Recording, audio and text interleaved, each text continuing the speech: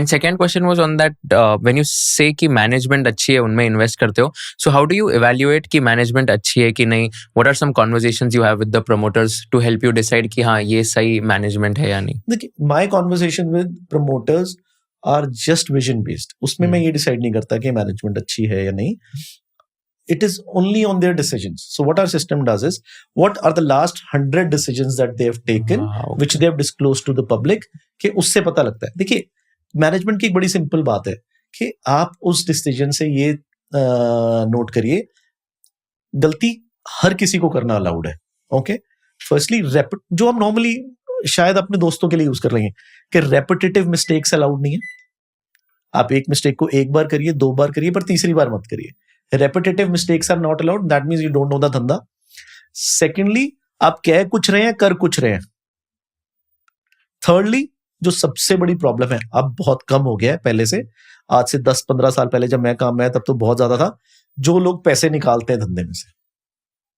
ऐसे करके अगर आप 10-20 फैक्टर बनाएंगे तो आपको ओवरऑल पता लग जाएगा कि मैनेजमेंट्स कैसी हैं. और सब स्पेसिफिकली एक और बड़ा फायदा है जी कि आपको प्रूवन मैनेजमेंट्स अगर मिल जाए. आपको पता है कि जैसे फाइनेंस में बड़ी प्रॉब्लम आती है. फाइनेंस में ना दिखता कुछ है, होता अंदर कुछ है. तो आपको ये पता है, जब मैंने बजाज फाइनेंस ली थी 2016-17 में, so buying a new finance company which was not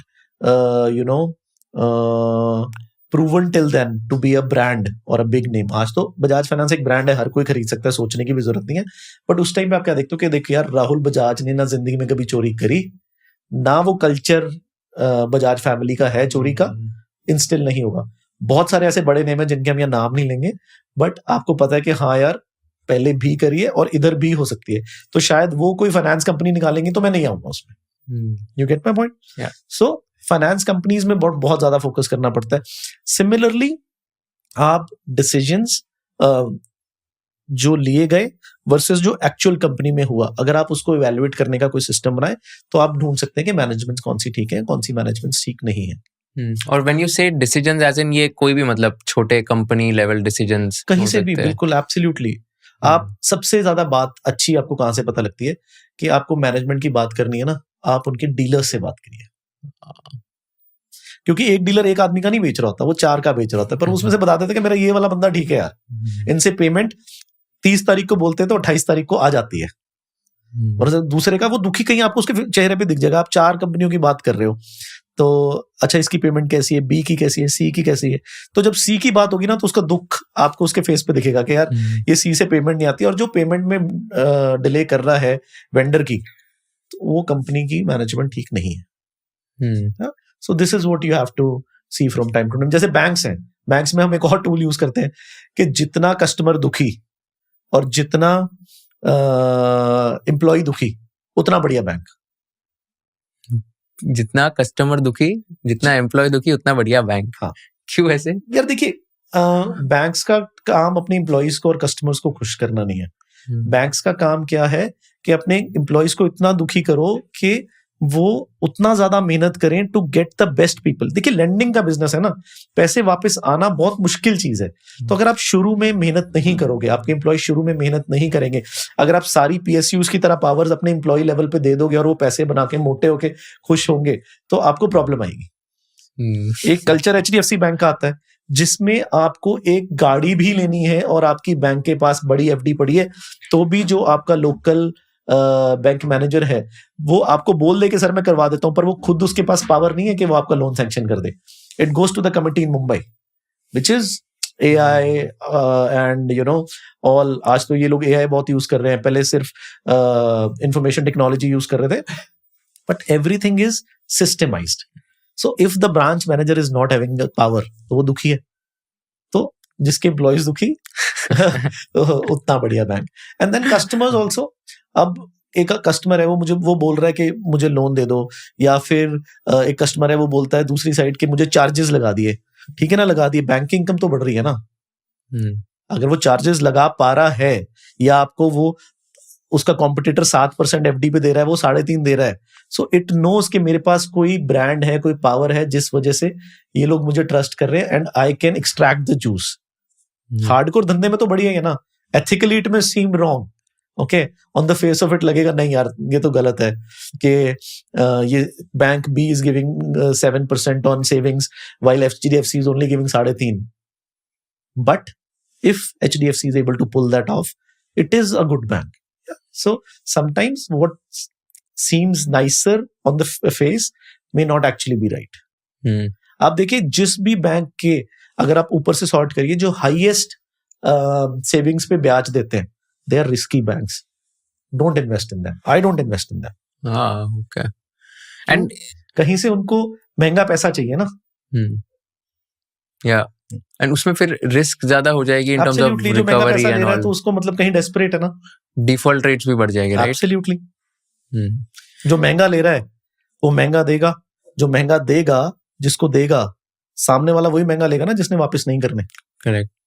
In fact, I was talking to one BFSI expert last week. उनके साथ podcast किया था and he mentioned this very beautiful thing कि जो भी micro finance institutions भी होते हैं वो lend करते हैं बहुत high interest rates पे, like the interest rates go up to 25%, 28% per annum and उनके cost of borrowing भी बहुत ज़्यादा होता है. तो in these cases the default rates, NPA rates, like they go off the roof. Absolutely. And most likely कि इसमें मतलब ये बहुत risky business है to invest in. And वो मतलब examples बता रहे थे of some banks, they've lost a lot of money. Every bank has lost.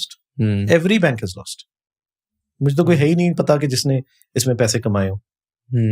और कुछ बैंक्स होते हैं वो जाके जब पैसे बनते हैं वो जाके और BFSI इंस्टीट्यूट खरीद लेते हैं. तो मेरे हिसाब से BFSI तो इतना है कि जितना गवर्नमेंट की रेगुलेशन है बस उसको मीट करते रहो, बाकी अपना दूसरी तरह की लेंडिंग है, specially starting with the best which is retail lending and then you know commercial lending and all, वो ज्यादा करते हैं. तो आपका देन टोटल जितना भी AUM है उसमें से कितना कौन से सेक्टर में स्प्लिट होगा परसेंटेज वाइज? देखिए हमारा एक रूल है बड़ा सिंपल कि हम किसी भी स्टॉक को अगर देखें तो we do not buy initially a stock more than 4% of our portfolio. Okay, so we'll have 25 stocks, none will be more than 4% और 25 to 30 के बीच में वेरी करता है. But if we find something extraordinary, जैसे मजगांव जब आया था it came 6% because we will able to spot कि एक्स्ट्राऑर्डिनरी ऑर्डर्स मिल रहे हैं. Then as a sector we'll never buy something more than 20%. Yeah, we try not to, but if again there is an extraordinary sector, we may scale it up to 33%. Yeah, when we are buying, खुद बढ़ के वो 50% of the portfolio हो जाए, doesn't matter for us. Yeah, we never trim our winners, never ever trim our winners. So 600 पे जो quantity खरीदी थी मजगांव डॉक की 7000 पे भी वही है. This I'm talking about post. कोई सुन के प्लीज कमेंट्स में ये मत लिखना कि इनको रेट नहीं पता. It's as a fund manager I only talk about pre-split rates because that is what is there in my mind. Yeah. And ऐसा कोई स्टॉक है जो आपको बेचने के बाद बहुत ज्यादा रिग्रेट हुआ कि ये नहीं बेचना चाहिए था? ऐसे हुआ है आपकी जर्नी में? So कभी-कभी क्या होता है ना, when we shift from one stage to other, for example we shifted from growth to quality back in September, but our system there was a bias that I made that I need to prolong it, but my system said we had to shift in around May or June. For उस time period पे अगर आपकी ये जो shift का जो time period है अगर गलत हो गया ना तो टोटल डिसीजन ही गलत हो जाता है. So we lost some money there.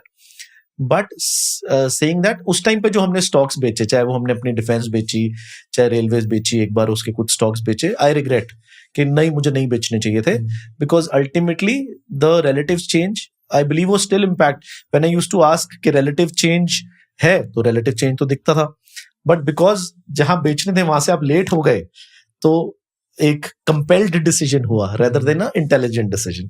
सो हाँ ये चीजें हो जाती हैं from time to time, but yes from there we learn that decisions from shifting from one stage to the other should not be one point based. They should be spread over a period of time. Yeah, fair. Yeah. And so अगर हम इसमें बोले to add again कि अगर आपको कोई stock आप own कर रहे हो जिसमें आपको लगता है कि टेम्परेरली महंगा भी हो गया, but in the long run the relative change is still unfolding, ठीक है, तो आप उसको रख सकते हो. जैसे सपोज करिए the defence industry, the relative change is still unfolding for the next 5-7 years, तो आप उसको रख सकते हो. You don't need to sell even if it comes down 30-40-50%, no problem. But if you think कि हाँ बहुत जल्दी रिकवर कर जाएगा, क्यों? क्योंकि the relative change is still there and it is still in the process. आपको दिख रहा है ऑर्डर बुक तो रुक ही नहीं रही, तो स्टॉक कैसे रुक सकता है? If you learned something new from this video, do share it with your friends and subscribe to this channel so that we can bring you the best content possible.